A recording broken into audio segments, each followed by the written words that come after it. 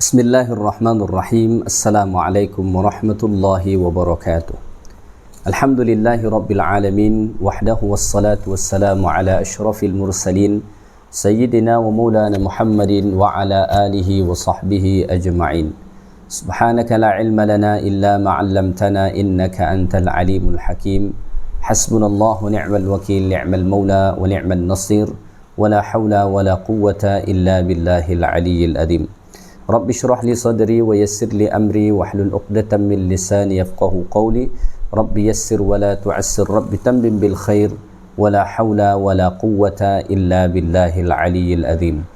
Alhamdulillah, sentiasa kita merafakkan kesyukuran kehadiran Allah Ta'ala kerana Allah masih mengurniakan nikmat-nikmatnya kepada kita semua.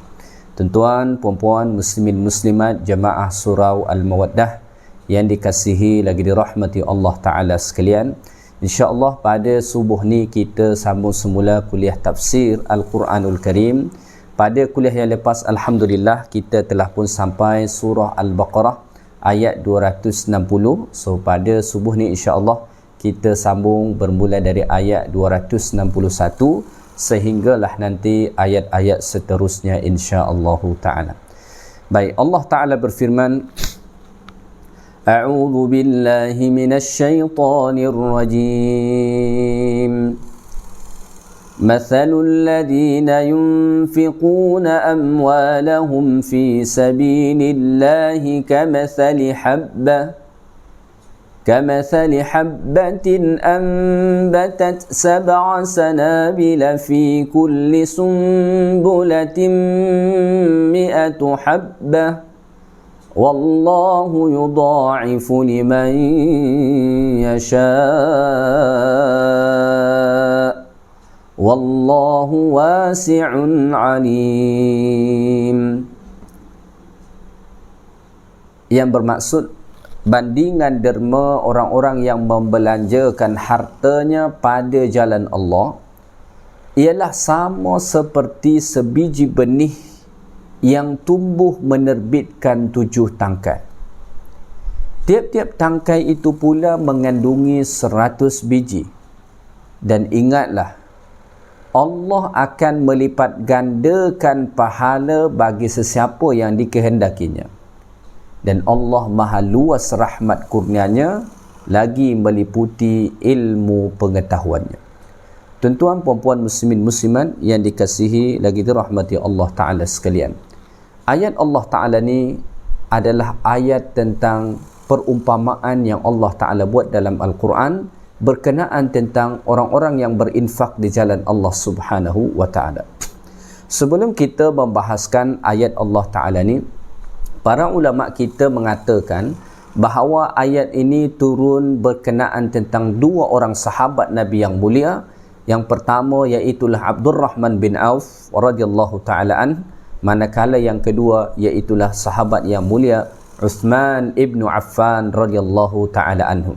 Kedua-dua sahabat ini adalah sahabat yang dikenali, 2 orang sahabat yang dikenali sebagai seorang yang kaya. Abdurrahman bin Auf meninggal direkodkan sebagai sahabat yang sangat kaya. Begitu juga Uthman ibn Affan adalah seorang yang sangat kaya raya.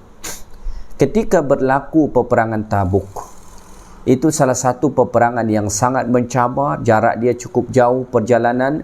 Kemudian pada ketika itu ramai kaum muslimin yang diuji tidak mengikuti peperangan Tabuk itu. Selain orang-orang munafik memang yang tak mahu ikut, ada juga orang-orang Islam yang pada ketika itu tidak mahu, ya, ataupun mereka dikalahkan oleh nafsu mereka untuk pergi mengikuti peperangan Tabuk itu. Sejarah mencatatkan bahawa peperangan Tabuk itu adalah satu peperangan yang amat sukar. Bukan menghadapi musuh itu saja, tetapi keadaan kaum mukminin pada ketika itu. Boleh kita katakan pada ketika itu orang-orang Islam kurang biaya untuk pergi berjihad itu. Sebab nak pergi jihad ni dia tak cukup sekadar tenaga saja, tak cukup sekadar ada tentera saja, tetapi ia mesti ada perbelanjaan. Sehingga kan itu dikenal sebagai peperangan yang amat sukar bagi kaum muslimin. Pada ketika itulah dua sahabat yang mulia ni, iaitu Abdul Rahman bin Auf dan Uthman ibn Affan radhiyallahu taala anhuma. Mereka mengeluarkan harta mereka di jalan Allah Taala untuk menolong perjuangan jihad yang dijalankan oleh Nabi kita alaihi salatu wassalam. Abdul Rahman bin Auf pada ketika itu dikatakan memiliki wang sebanyak 8,000 dirham. Setengah daripada hartanya, setengah daripada wangnya itu dia berikan kepada Rasulullah sallallahu alaihi wasallam untuk membantu perjuangan Islam, iaitu 4,000 dirham. Uthman ibn Affan radhiyallahu taala anhu pada ketika itu memberikan 1,000 ekor unta untuk membantu perjalanan kaum mukminin menuju peperangan di Tabuk pada ketika itu. Kerana disebutkan dalam sejarah, unta yang tersedia pada ketika itu hanya beberapa ekor saja, sehingga kan memaksa ramai sahabat yang pergi jihad itu berjalan kaki. Maka Uthman ibn Affan radhiyallahu taala anhu memberikan sampai 1,000 ekor unta untuk dijadikan sebagai tunggangan orang-orang beriman yang sedang berjuang di jalan Allah Subhanahu wa taala. Maka Allah Taala pun menurunkan ayat ini sebagai khabar gembira bagi mereka dan bagi sesiapa sahaja yang menggunakan hartanya untuk berinfak di jalan Allah. Allah Taala sebut, "Mathalul ladzina yunfiquna amwalahum fi sabilillah." Bandingan, perumpamaan orang-orang yang menginfakkan harta mereka di jalan Allah. Apa maksud berinfak ini? Berinfak ni dia keluarkan harta dia. Ya. Lebih cenderung mesti menggunakan harta benda. Ni beza dia dengan sedekah. Kalau sedekah itu sifatnya sangat umum. Bahkan yang tidak bentuknya benda pun, ya, tidak berbentuk harta benda pun boleh dikatakan sebagai sedekah. Ya. Maka misalnya Nabi mengatakan, tabassumuka liwajhi akhika sadaqah. Senyummu kepada saudaramu adalah sedekah. Senyum itu tidak berbentuk harta benda. Tetapi kalau disebut infak, ini bentuknya harta benda. Kita ada harta benda, kita keluarkan, kita kurbankan, ya. Fi sabilillah, di jalan Allah, ya. Ni ada ulama memahami fi sabilillah maksudnya di medan jihad. Kerana memang jihad itu sangat memerlukan harta. Ada ulama memahami fi sabilillah ni di jalan Allah maksudnya berinfak sesuai dengan petunjuk syariat Allah Ta'ala. Ya, sesuai dengan petunjuk syariat Allah Subhanahu wa Ta'ala. Ya. Ada juga yang mengartikan fi sabilillah ni dia berinfak di jalan Allah, maknanya dia ikhlas memberi itu semata-mata kerana nak dapatkan redha Allah Ta'ala. Kesemua tafsiran ini sama-sama boleh kita terima. Berinfak dalam jihad, memang itu pahala dia sangat besar. Ya. Berinfak sesuai dengan syariat Allah, memang mesti begitu. Kita tak boleh bagi harta kita untuk sesuatu yang bercanggah dengan syariat. Ya. Mafhum yang ketiga tadi, berinfak ikhlas kerana nak dapatkan ridha Allah, memang mesti begitu. Orang yang berinfak kerana nak dapatkan pujian, maka tidak akan dapat ganjaran sebagaimana yang Allah Ta'ala sebut dekat sini, ya. Baik, Allah mengatakan perumpamaan mereka kamathali habbah, ia seperti benih, seperti sebiji benih. Oh, apa kesamaan infak itu dengan sebiji benih? Gini, orang kalau dia nak menanam, ya, dia kalau dia nak menanam, katalah orang nak menanam padi, maka dia kena taburkan dulu benih-benih padi ni. Dia kena tanam dulu benih-benih padi ni. Yang semula benih padi ni ada dia miliki, ada dia ada mungkin dekat rumah dia mesti bawa ke kebun dia mesti bawa ke sawah dia campakkan dekat situ, dia tanam dekat situ. Begitulah berinfak. Infak itu asalnya dalam poket kita, asalnya ia dalam akaun bank kita, asalnya dia ada dalam rumah kita. Kemudian kita keluarkan dan kita letaklah ia di tempat-tempat yang subur. Ya, kamathali habbah, ia seperti sebenih biji, ambatat sab'a sanabil, ya, yang tumbuh menerbitkan 7 tangkai, fi kulli sumbulatin mi'atu habbah, tiap-tiap tangkai itu pula mengandungi 100 biji. Ini kata para ulama, ya, Allah ringkaskan perumpamaan ini. Ini disebut istilah dia ijaz dalam bahasa Arab, ya. Maksudnya apa? Mafhum ayat ni kata para ulama, ia seperti sebiji benih yang ditanam di tanah yang subur, air yang menyiramnya cukup, barulah dia menghasilkan 7 tangkai. Dan tiap-tiap tangkai itu 100 biji. Sebab kalau misalkan benih ni diletak di tanah yang tak subur dan tak ada siraman air dekat situ, maka dia tak akan tumbuh. Cuma pada ayat ni Allah Ta'ala tak sebut sebab nak ringkaskan, sebab orang dah faham dah, bila dia mendatangkan menumbuhkan sampai 7 tangkai, kemudian tiap-tiap tangkai itu adalah 100 biji, so itu artinya memang ditanam di tempat yang subur.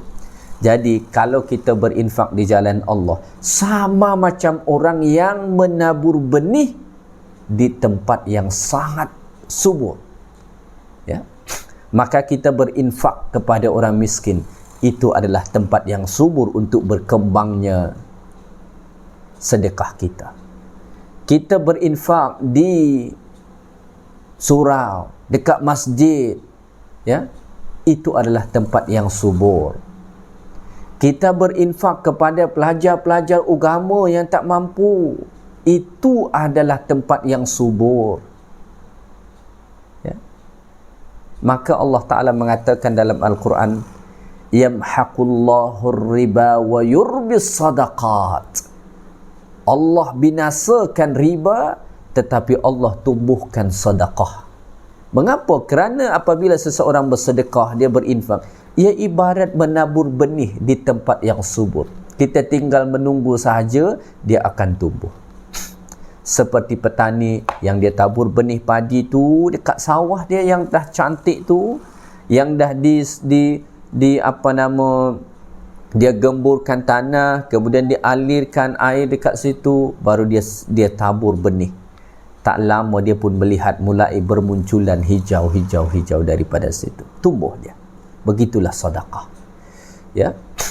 Allah Ta'ala mengatakan ambatat sab'a sanabil, dia tumbuh 7 tangkai, ya, tumbuh 7 tangkai, fi kulli sumbulatin mi'atu habbah, tiap-tiap satu tangkai itu pula dia menghasilkan 100 biji. Ini satu perumpamaan yang Allah Ta'ala buat yang sangat nyata, yang boleh disaksikan oleh mata kita, ya, yang boleh disaksikan oleh mata. Jadi Allah Ta'ala pilih perumpamaan dengan ini kerana memang sangat relate, sangat bersesuaian, ya. Gini, kalau tuan-tuan perempuan pernah ada pengalaman bertani ataupun menyaksikan orang yang bertani, ketika mana seorang petani menabur benih, dia tabur 1 biji benih daripada padi tu, hasilnya tak pernah 1 biji padi. Tak pernah. Kita yang duduk dekat kampung, kita terbiasa dengan sawah padi, ya. Masa kita menabur benih tu, tak adalah sampai tak adalah sampai 1 karung banyak kita tabur, tak banyak sangat pun. Tapi hasilnya bila dia dah panen, ya, dah ambil hasil daripada padi tu, ia sentiasa banyak. Tak pernah ceritanya kita tanam 1 biji padi, hasilnya hanya 1 biji, tak pernah. Hasilnya sentiasa melimpah, melebihi daripada jumlah itu. Begitulah infak di jalan Allah. Ketika mana kita berinfak di jalan Allah Ta'ala, Allah tak akan pernah kembalikan kepada kita sama jumlahnya dengan apa yang kita beri. Tak akan pernah. Kita sedekah satu, Allah tak akan mungkin kembalikan satu pada kita. Sama seperti kita tanam benih padi atau benih-benih yang lain. Kita tanam satu, dia tak akan pernah menghasilkan hanya sekadar satu biji. Dia akan menghasilkan yang banyak. Sama juga, kita tanam biji mangga, kita tanam jambu, kita tanam kelapa, hasil dia tak akan pernah satu. Mesti banyak. Ya. Apatah lagi padi. Padi tu dia keluar, ya, yang asalnya hanya satu benih padi, dia tumbuh beberapa tangkai. Tiap-tiap tangkai ini pula dia menghasilkan banyak lagi. Ya. Kalau kita hitung banyak. Ya. Masya Allah. Begitulah orang-orang yang berinfak, bersedekah di jalan Allah Ta'ala. Allah tumbuhkan, Allah kembangkan harta yang orang sedekahkan. Maka Nabi alaihi salatu wassalam bersabda, harta yang diinfakkan takkan pernah berkurang. Takkan pernah berkurang. Ya. Mengapa ini perumpamaan yang Allah Ta'ala datangkan? Supaya basirah imaniyah manusia ini semakin tajam akan janji-janji Allah Ta'ala. Kalau sekadar Allah Ta'ala menyatakan wallahu kata Allah Ta'ala, man dzalladzi yuqridullaha qardan hasanan fayudha'ifa lahu ad'afan katsira. Siapa-siapa yang memberikan pinjaman kepada Allah, maksudnya berinfak di jalan Allah, Allah lipat gandakan dengan berlipat-lipat kali ganda. Sekadar itu disebut, mungkin ada iman manusia yang tak nampak bagaimana maksud yang Allah Ta'ala sebut. Tapi bila dibuat perumpamaan yang sebegini, kita boleh melihat secara zahir dalam kehidupan nyata. Tanamlah sebenih biji padi, ia tidak akan pernah menghasilkan sekadar satu biji. Begitulah sedekah. Sedekah Allah Ta'ala kata dekat sini, bahkan ia menghasilkan sampai 700 kali ganda. Masya Allah. Ya? Allah Rabb yang Maha Kaya. Allah Rabb yang Maha Kaya. Tak susah bagi Allah nak balas begitu. Tetapi iman kita lah yang kurang, sehinggakan kita kurang berinfak, sehinggakan kita kurang bersedekah. Saya biasa sebut, andai kata ada bank atau apa pun nama dia, dia declare mengatakan, siapa yang letak wang dia dekat sini, kami berikan dia ganjaran 10%. 10% saja, saya ingat orang akan berlumba-lumba letak wang dekat situ. Ya. Kalau dia berjanji nak berikan 10% saja, ya, saya ingat orang akan berlumba-lumba letak wang dia dekat situ. Ya. Itulah kadang-kadang kurangnya keimanan kita. Ya. Andai kata kita betul-betul beriman di jalan Allah, beriman kepada ayat-ayat Allah Ta'ala ni, maka sudah tentulah tiada hari kecuali kita bersedekah, berinfak di jalan Allah Subhanahu wa Ta'ala. Maka dalam satu hadis pun Nabi kita alaihi salatu wassalam sampai mengatakan, ya, la hasada illa fitnatain. Tak boleh hasad, ya, kecuali dalam dua perkara.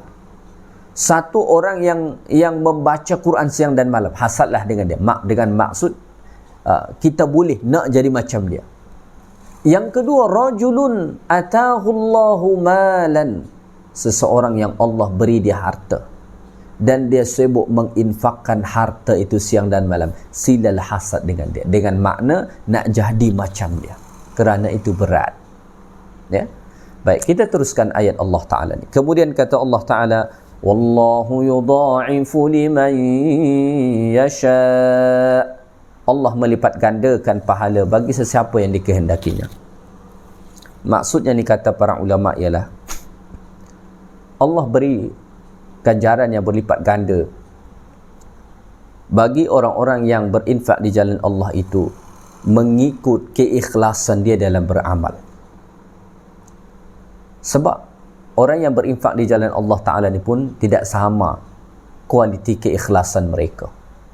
Ada mungkin keikhlasannya yang mencapai 90%. Ada mungkin di bawah daripada itu. Ya. Intinya tidak sama. Tahap keikhlasan seseorang tidak sama. Mungkin ada yang mencapai sampai 99%. Ya. So tentu keikhlasan yang berbeza akan mendatangkan ganjaran yang berbeza. Ayat ni ada juga ulama memahami bahawa wallahu yudha'ifu liman yasha, dengan makna bahawa ada kemungkinan Allah bagi ganjaran melebihi daripada 700 kali ganda, khasnya bagi mereka orang-orang yang berinfak di jalan Allah Ta'ala ketika mana dia berjihad di jalan Allah. Maka disebut dalam satu hadis Nabi sallallahu alaihi wasallam yang diriwayatkan oleh Al-Imam Ibn Majah rahimahullah daripada sahabat yang mulia Abu Darda radhiyallahu taala anhu, Rasulullah bersabda, man arsala binafaqatin fi sabilillah wa aqama fi baiti, siapa yang menghantar harta dia untuk jihad di jalan Allah dan ia tetap berada dekat rumah, artinya dia tak pergi jihad, cuma dia bagi harta dia untuk keperluan jihad, falahu bikulli dirham 700 dirham yaumal qiyamah, maka setiap daripada satu dirham yang ia beri di jalan Allah Ta'ala tadi akan mendapatkan ganjaran 700 dirham pada hari kiamat nanti. Wa man ghaza fi sabilillah, kemudian Nabi kata sesiapa yang ikut serta berperang di jalan Allah, wa anfaqa fi jihati dhalik, bukan sekadar ikut perang, dia ikut juga menginfakkan harta untuk keperluan perang itu.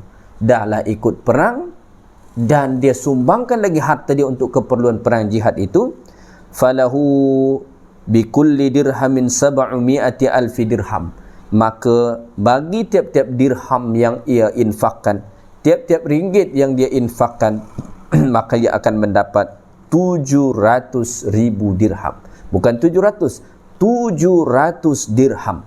Summa tala hadhil ayah, kemudian Nabi pun membacakan ayat ni, wallahu yudha'ifu liman yasha, Allah lipat gandakan bagi sesiapa yang dikehendaki oleh Allah Subhanahu wa taala. Maka berbahagialah tuan-tuan dan puan-puan serta kaum muslimin dan muslimat sekalian yang telah dikurniakan Allah keringanan tangan, keringanan hati untuk menginfakkan sebahagian harta yang telah Allah Ta'ala kurniakan pada kita. Sebenarnya Allah bagi kita harta itu tujuannya adalah supaya kita mencari kebahagiaan kita di negeri akhirat.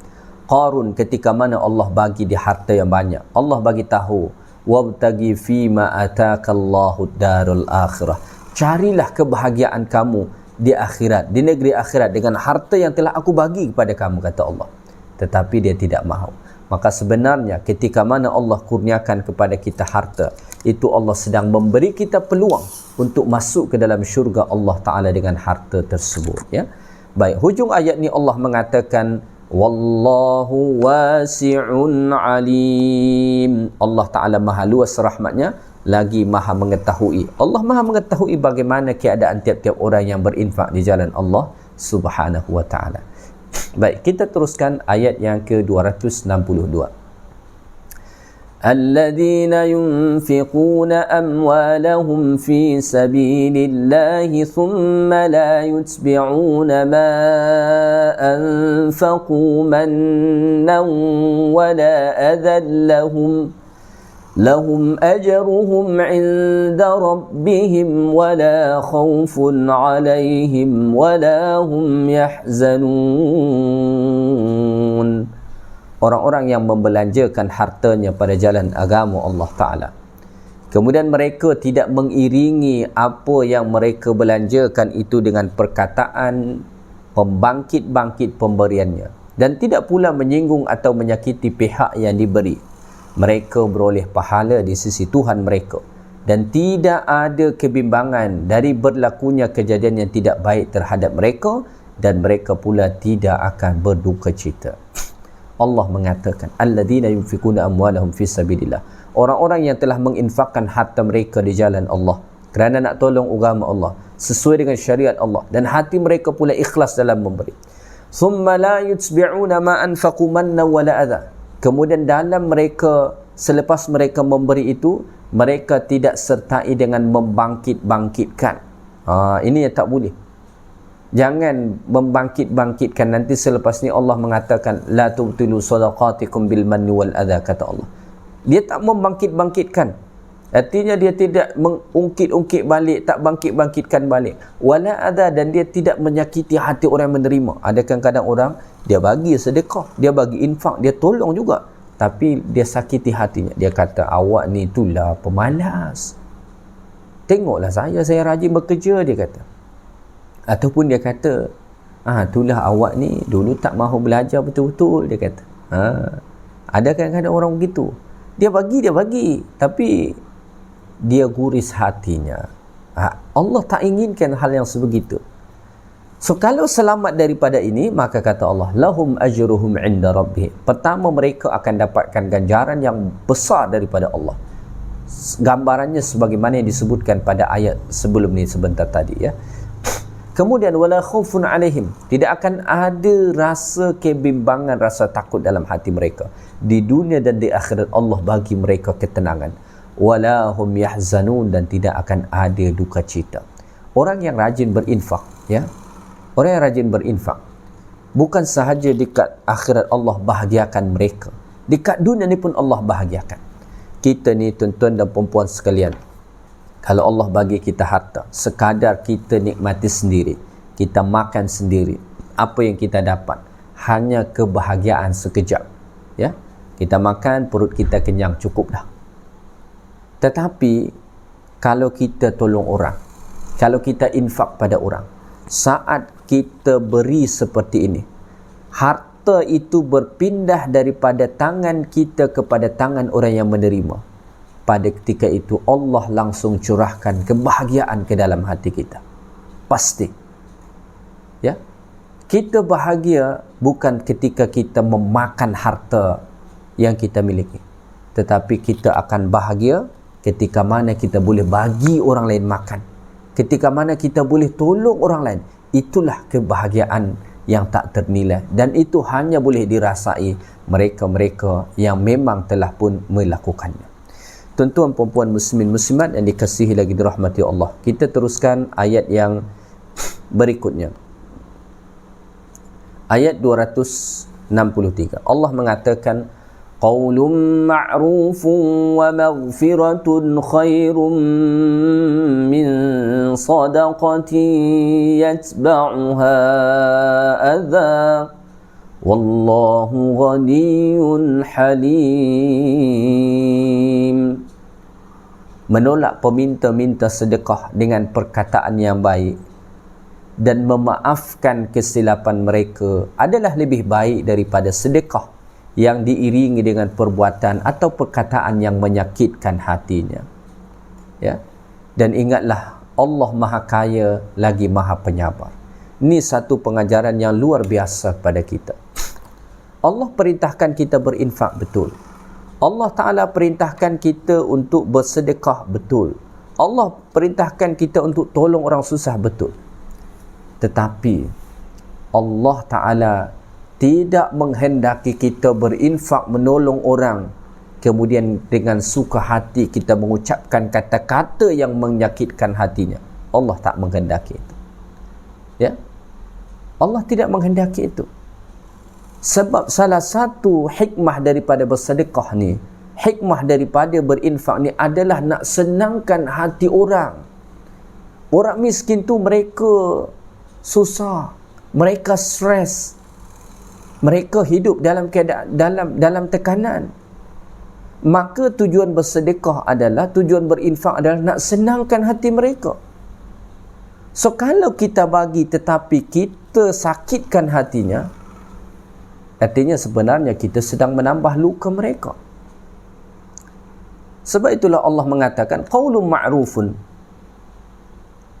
kata-kata yang baik. Misalkan ada datang orang meminta kepada kita, dia minta tolonglah saya susah pakcik, dia kata, saya susah makcik, saya susah datuk, saya susah tuan. Ya. Dia datang minta tolong.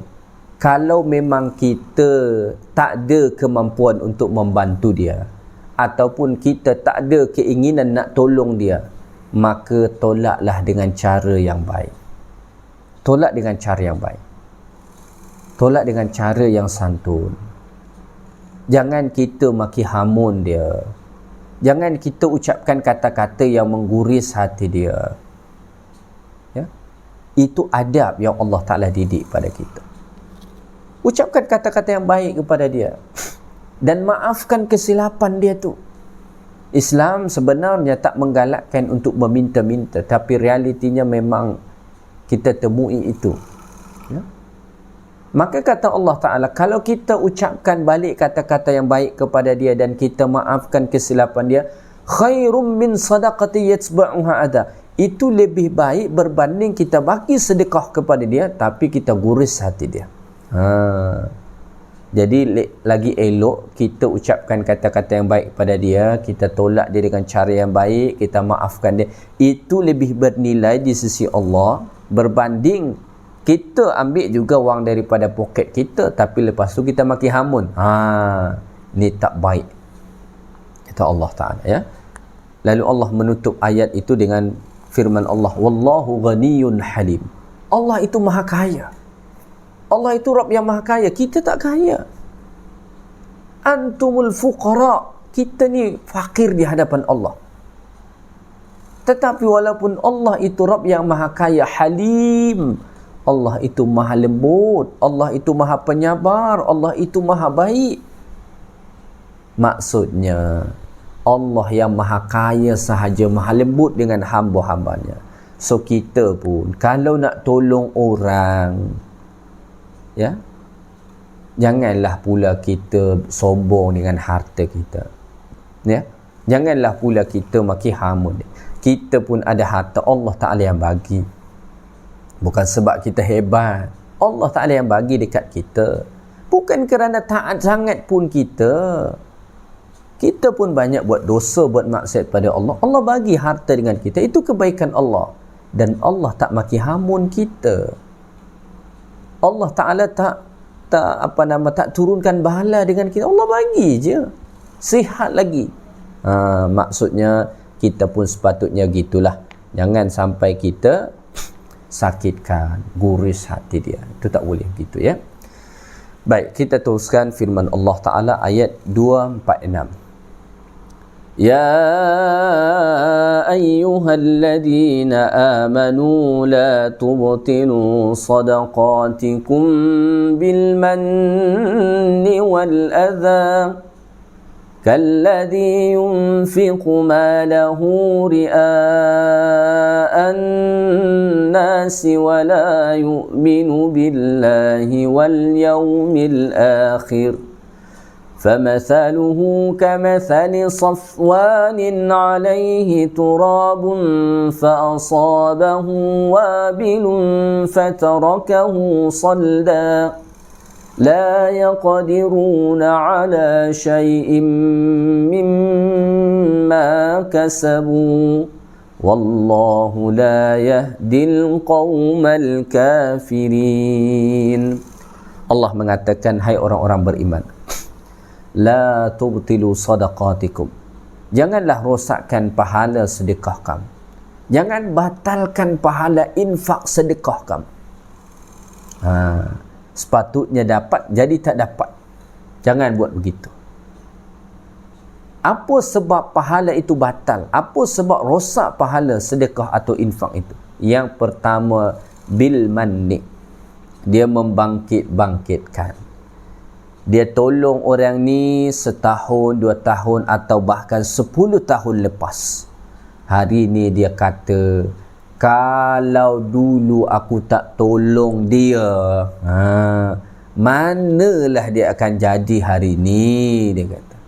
Kalaulah dulu aku tak bagi dia makan, dah mati dah dia dulu. Dia bangkit-bangkitkan. Jangan suka bangkit-bangkitkan. Bila kita dah bagi, biarlah begitu. Dulu masa saya belajar dekat pondok, ada satu perumpamaan yang dibuat oleh guru kami dekat sana. Ya, dia nampak macam kotor lah, tapi betul juga. Kata beliau, kita ni kalau tolong orang, ya, atau bahkan kalau kita buat baik, buatlah macam orang yang buang air besar. Macam mana orang buang air besar? Ya, ini bukan nak cerita kotor. Nak tengok pun dia malas. Nak tengok pun dia malas, dia tak nak tengok sekalipun. Begitulah sepatutnya kita dalam buat baik. Jangan ungkit-ungkit, jangan ingat-ingat lagi. Sepatutnya yang kita bangkit-bangkitkan adalah kekurangan-kekurangan kita supaya kita perbetulkan. Jangan kita bangkit-bangkitkan kebaikan, sedekah, infak yang pernah kita. Itu batal. Mungkin sepatutnya kita dah dapat dah, tapi kita batalkan sebab kita membangkit-bangkitkan. Waliyahzubillah. Moga-moga Allah Ta'ala jaga kita. Yang kedua, ria'an nas, menunjuk pada orang. Ini pun membatalkan. Tunjuk pada orang. Riak ni memperlihatkan, supaya orang nampak. Dulu orang nampak dia bersedekah di hadapan orang. Sekarang tak macam tu. Mungkin saja dia tak bersedekah di hadapan orang ramai, tapi sebab tangkap gambar, ambil video, satu dunia boleh tengok, satu negara boleh tengok. Boleh tak berinfak, bersedekah secara terang-terang? Boleh. Boleh. Ya. Allah mengatakan, in tubdu sadaqati fa ni'mahi wa in tukhfuha wa tu'tuha al-fuqara fa huwa khairul lakum. Kalau nak berinfak secara terang-terang boleh. Tetapi kata Allah, berinfak secara sembunyi-sembunyi dan kamu beri kepada orang fakir, itu jauh lebih baik. Mengapa? Kerana kita lebih selamat daripada riya, insya-Allah, berbanding kita berinfak di hadapan orang ramai atau kita tunjuk balik gambar ataupun video dia kepada orang ramai.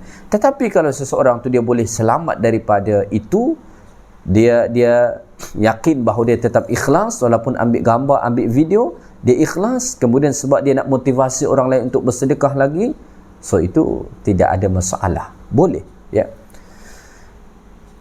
Wala yu'minu billahi wal yawmil akhir, dan tidak beriman kepada Allah Ta'ala dan hari akhirat. Orang yang tak beriman dalam hati dia, walau banyak mana pun dia keluarkan harta diri untuk menolong orang, itu tidak akan bernilai di sisi Allah. Famathaluhu, maka perumpamaan orang-orang yang batal pahala sedekah dia itu, kamathali safwanin alaihi turabun, seperti batu yang licin, kemudian di atas batu yang licin ni ada tanah ataupun debu. Gini, mengapa Allah Ta'ala sebut batu yang licin dan di atasnya pula debu? Ni perumpamaan debu ni, ya, debu ni, inilah pahala bersedekah tu, ataupun tanah ni, inilah pahala sedekah tu. Batu yang licin ni pula, inilah tempat pahala itu. Allah buat perumpamaan begitu pahala sedekah, menunjukkan bahawa pahala sedekah ni, pahala berinfak ni sangat mudah tergelincir. Maka kita yang berinfak di jalan Allah, besar ganjarannya, betul, tapi kena tetap berhati-hati.